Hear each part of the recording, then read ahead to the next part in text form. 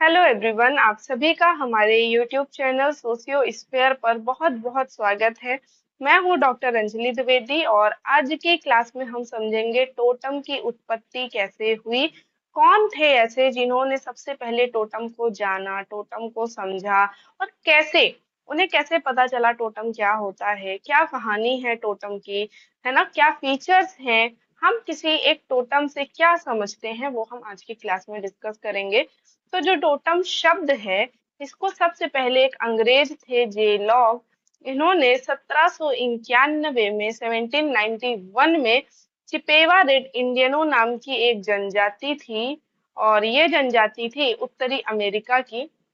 यहाँ से इनको पता चला था कि कुछ तो है जो टोटम जैसा है ना। टोटम का मतलब होता है कोई भी पवित्र चीज या कुछ भी ऐसा भौतिक समान, भौतिक पदार्थ, है ना, पशु, पक्षी, पौधे, वनस्पति, कुछ भी ऐसा कोई भी चीज जिस पर हमारी आस्था हो, है ना, जिसको हम मानते हो, जिस पर हमारी श्रद्धा हो, हम भगवान की तरह जिसकी आराधना करते हो, वो कहलाता है क्या?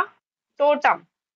ठीक है, तो इनको ये समझ आया जब इन्होंने चिपेवा रेड इंडियनो नाम की जनजाति पर अध्ययन किया, वहां ये रहे, वहां के कल्चर को इन्होंने देखा, तो इन्हें समझ आया कि बहुत सारी ऐसी जनजातियां हैं, बहुत सारे ऐसे जाति भी हैं जो किसी पौधे को, किसी इंसान, सॉरी, किसी पशु को, है ना, किसी वनस्पति को अपना भगवान मानते हैं, उसकी पूजा करते हैं, है ना। टोटम का मतलब ऐसा नहीं है कि पूरा का पूरा पशु। कई ऐसी ट्राइब है जहाँ पर पूरे के पूरे पशु को टोटम माना जाता है। कई ऐसी जगह है जहाँ पे किसी पशु के जो फेफड़े होते हैं, उनका जो लीवर होता है ना, यानी उनके आंतरिक जो पार्ट्स होते हैं, इंटरनली पार्ट्स जो होते हैं, उसको भी टोटम माना जाता है कई ऐसी जगह पर। ठीक है, तो जब ये जो जे लॉग थे, इन्होंने थोड़ा समझा जाना, तो इन्हें पता चला कि टोटम जैसा कुछ तो है जिस पर ये लोग अपनी उत्पत्ति मानते हैं, जिस चीज से ये लोग अपनी खुद की उत्पत्ति मानते हैं।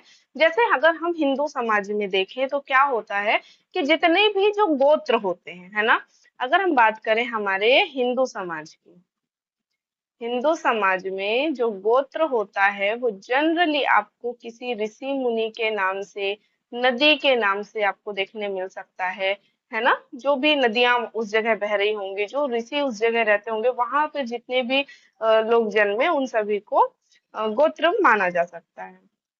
या हम कह सकते हैं कि उस जगह से वो लोग अपनी उत्पत्ति उस जगह के जो ऋषि होंगे, जो नदी होगी, उससे मानते हैं।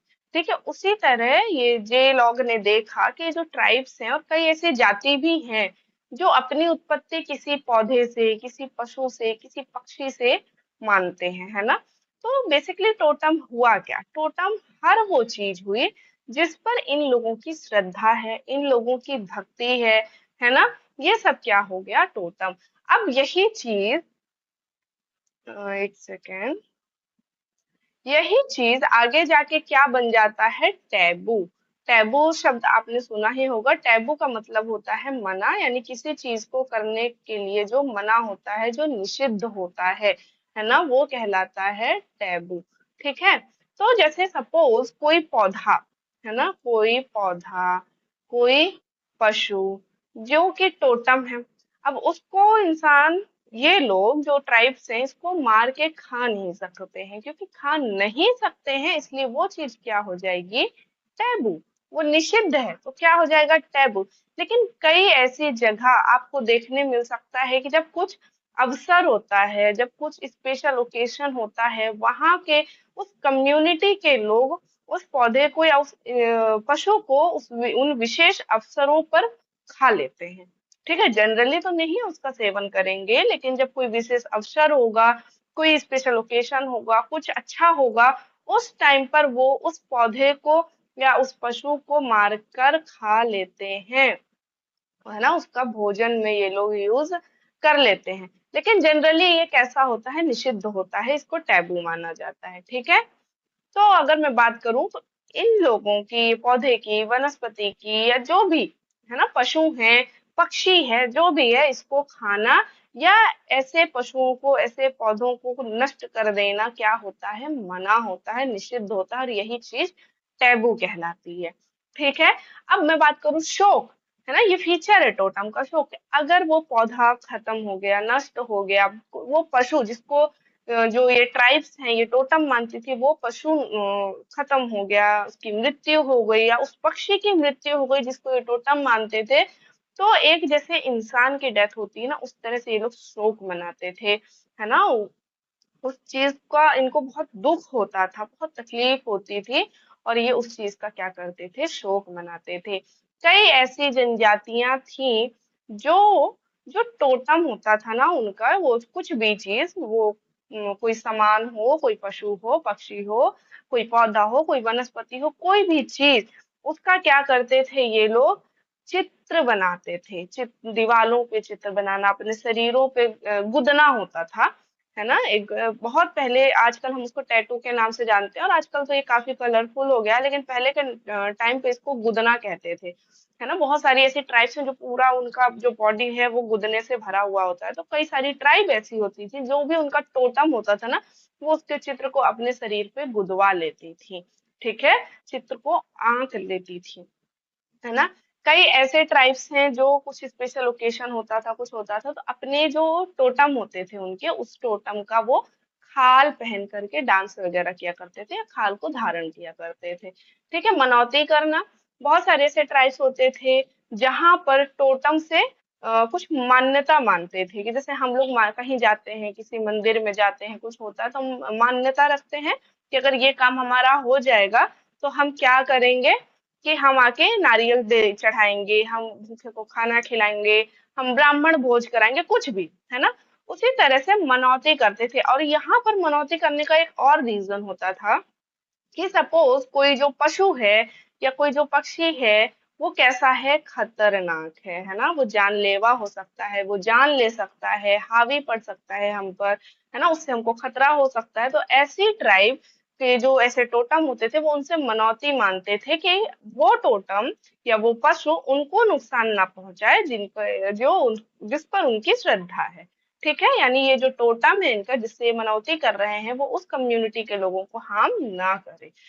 अगला है भविष्य की गणना। जो टोटम होते थे, कई सारे ट्राइब ऐसे होते थे जो उनका जो भी टोटम हुआ करता था, वो उससे ऐसा मानते थे कि वो टोटम उनको भविष्य की चीजें बता सकता है, या कुछ ऐसे संकेत दे सकता है जिससे वो भविष्य का अनुमान लगा सकते हैं।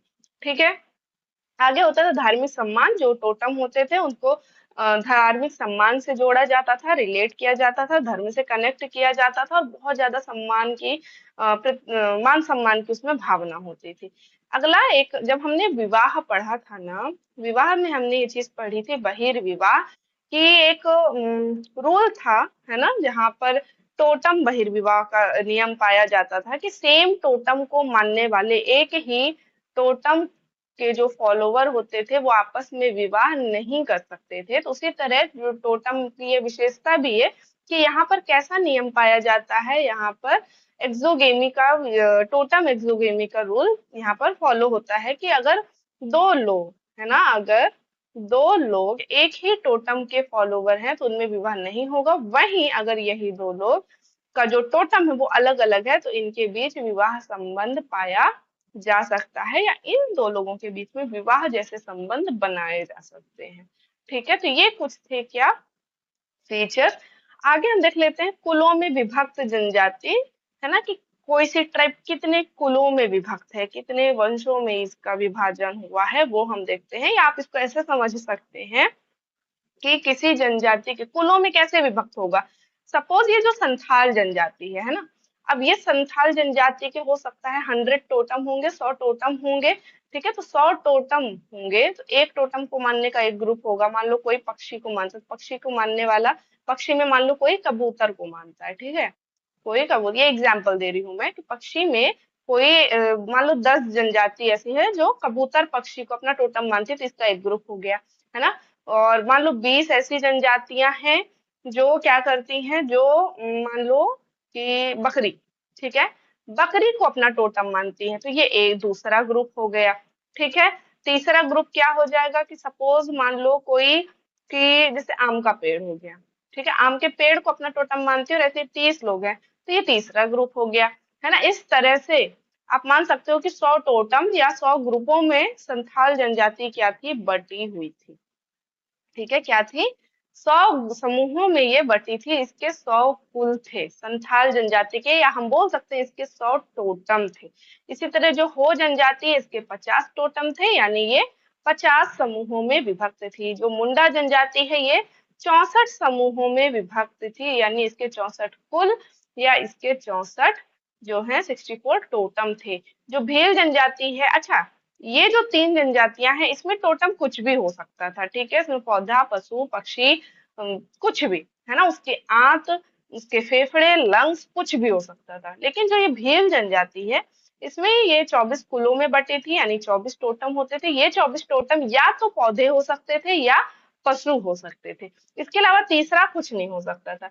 ये जो कुर्मी, चमार और भूमिया ट्राइब है, ये उड़ीसा से बिलोंग करती हैं, और इसके जो है वो सांप और गीदड़ जो होते थे, टोटम होते थे, और ये इन्हीं कुलों में भी विभक्त होती थी। यानी जितने लोग सांप को अपना टोटम मानते थे, उनका एक ग्रुप, और जितने लोग गीदड़ को अपना टोटम मानते थे, उनका अलग ग्रुप होता था। फिर एक कटकरी नाम की ट्राइब है, जो महाराष्ट्र में पाई जाती है, और इनका जो टोटम होता था, वो या तो पशु पक्षी हो सकते थे या वनस्पति हो सकते थे। है ना, गोंड ट्राइब जो है, ये मध्य प्रदेश से बिलोंग करती है, और इसमें भी या तो पशु पक्षी इनके टोटम हो सकते थे, या कि वनस्पति जो है वो इनका टोटम हो सकती थी।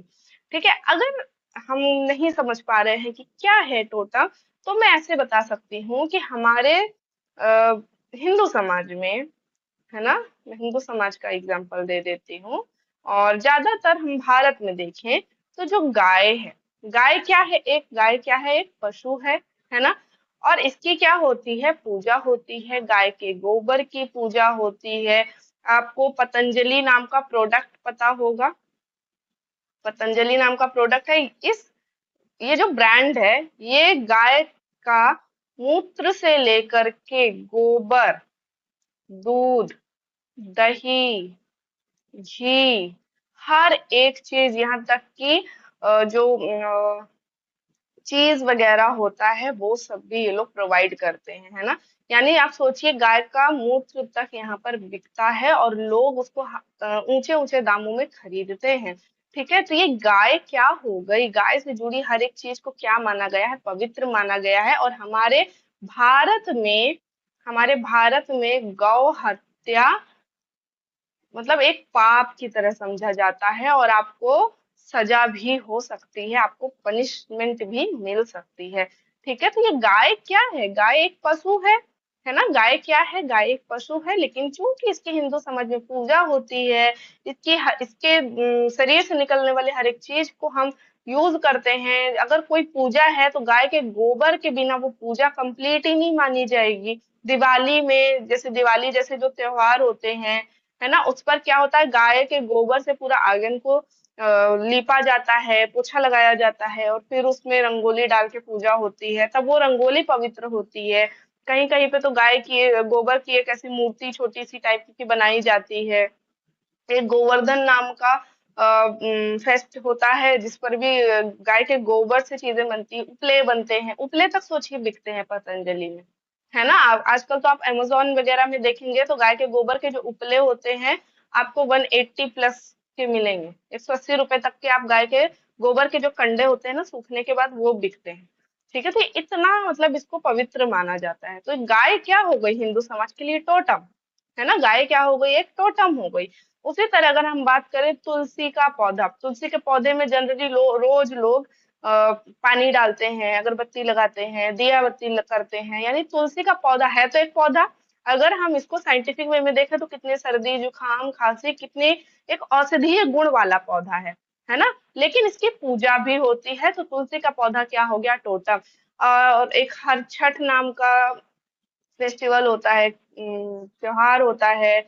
और एक बड़ा बरसाई नाम का होता है, जिसमें एक पेड़ होता है बरे का, और उसके चारों ओर धागा लेके औरतों को आप घूमते हुए देखे होंगे कि औरतें धागा लेके घूमती हैं, कुछ चढ़ावा चढ़ाती हैं। वो पौधा क्या है, टोटम है। है ना? क्यों? क्योंकि हम उसकी पूजा करते हैं, उसके पैर छूते हैं। पीपल का पौधा ये क्या है? टोटम है। ठीक है, इसी तरह जो ट्राइब्स है ना, उनके अपने अपने पशु हैं, उनके अपने पौधे हैं, उनके अपने पक्षी हैं, उनके अपनी वनस्पति हैं, जिनको वो अपना टोटम समझती हैं। तो आई होप आपको टोटम क्या है वो समझ आया होगा। अब देखिए, टोटम पर बहुत लोगों ने काम किया है ना? दुर्खिम ने टोटम के बारे में बहुत कुछ बताया है, मिल ने काम किया है, हर्बर्ट रिजले ने टोटम पर बहुत कुछ चीजें बताई हैं। ठीक है, इस तरह से फ्रेजर आ जाएंगे, है ना, फ्रांस बोआज आएंगे, इन सभी लोगों ने टोटम पर बहुत काम किया है। ठीक है, तो हमने आज ये समझा कि टोटम होता क्या है, क्या कुछ उसकी कहानी है। हमारा अभी हमने ये यूट्यूब चैनल अपना बनाया है सोशियोस्फियर, आप इसको सब्सक्राइब कर सकते हैं। है ना, यहाँ पर आपको ऐसे ही सोशियोलॉजी के जो भी कॉन्सेप्ट हैं वो आपको यहाँ पर क्लियर कराए जाते हैं, शॉर्ट वीडियो प्रोवाइड की जाती है। और हमने अभी रिसेंटली एक चैनल भी बनाए हैं, टेलीग्राम चैनल है, इंस्टाग्राम है और व्हाट्सएप चैनल है, जहाँ पर आप जुड़ सकते हैं। यहाँ पर आपको डेली क्वेश्चंस आपको शेयर किए जाते हैं और उसमें आंसर भी रहता है, आप ऑप्शंस चूज कर सकते हैं। है ना, आपको वहाँ पर अपडेट इंफॉर्मेशन भी प्रोवाइड होती है। तो आप हमारे यूट्यूब चैनल को सब्सक्राइब कीजिए और ऐसे ही इंफॉर्मेटिव वीडियो के साथ आप बने रहिए। Thank you so much.